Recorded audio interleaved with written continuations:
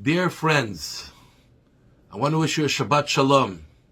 This Shabbos we read the portion of Chayei Sarah, a very important Torah portion, because as we talk about the death of Sarah, the first Jewish matriarch, the first Jewish wife, mother, woman, and we know that women are the most important element of the Jewish people. We talk about the first purchase of a piece of land in the Holy Land of Israel. Abraham purchased a piece of land to bury his wife Sarah with all the dignity and respect that she deserved. Until today, Hebron is, aside from the Holy Temple and Jerusalem, the holiest place for the Jewish people. Going to Hebron to visit the place that Abraham bought, and the details of the purchase are written in this week's portion. Very, very powerful. But there's something else that is very interesting, because the Torah portion is called Chayei Sarah, the life of Sarah, though it deals with her death and the aftermath. She stopped living. Why do we call it Chayei Sarah? And the Rebbe explains that when do you see a life truly lived? By the impact that's made once the person leaves the world. When you work hard, you invest your time, your effort to be a good person, to bring up your children correctly, to give them all the things that they need, to put yourself aside for the better good of others. All of a sudden you realize that though you pass away one day, but who you really are, what you stood for, and what you planted and sowed, you will reap for a long time.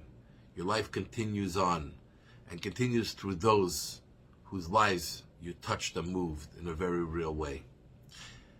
And actually today, Thursday, is the 20th of Cheshvan, the birthday of the 5th Lubavitcher Rebbe, Reb Shalom Dov Ber. And Reb Shalom Dov Ber, the 5th in the line of the Chabad Rebbes, but yet the first one to establish a Chabad yeshiva, where unlike all other places of higher learning, which puts its emphasis on the study of Talmud and all of its derivatives, he instituted that 1/3 of the day will be spent learning the Hasidic teachings, the inner teachings, the soul of Torah, the fire of Jewish life. And with all the effort that he put in to this endeavor, the real impact of it was not seen in his lifetime. He passed onto a higher world in 1920, just as the communist Bolshevik revolution was finished and communism was taking root in Russia. And we know that their goal was to eradicate God and religion. And specifically, with very great enthusiasm, even more than against other religions, was against Judaism. And they closed within 2-3 years every Jewish institution, school, mikveh, synagogue, except a few shuls they kept open just to show the world and lie to the world about their true intentions. And it was almost impossible to keep on living or bring up your children as Jewish unless you had a lot of self-sacrifice. That was to live yourself as a Jew. But through his yeshiva, where he planted that tremendous love and dedication to God within these young students, to the point of self-sacrifice, an army of these students clandestinely went around the entire breadth and width of Russia and created an underground system of Jewish life. Mikvahs, yeshivas, schools for children. My own great-grandfather turned his home into a yeshiva for students, putting his life and his entire family in danger. Took the back house where they used to store food for the winter, turned it into a mikveh, all under the watchful eyes of the communist regime.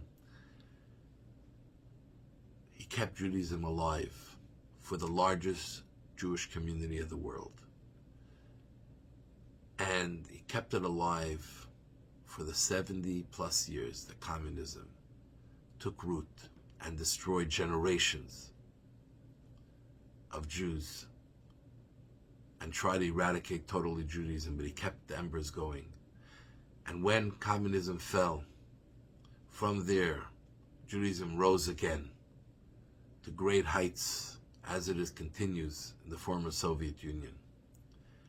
Chayei Sarah, the life of the Rebbe Rashab, has to force us to ponder, is my life going to be just a postscript of history of the world, or am I making a difference?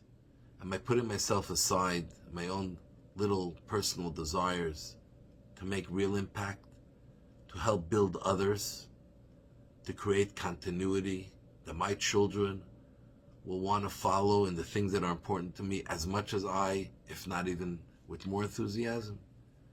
This is what we have to think about. This is what we have to all question ourselves. So may God bless you in this endeavor and journey. We love you all.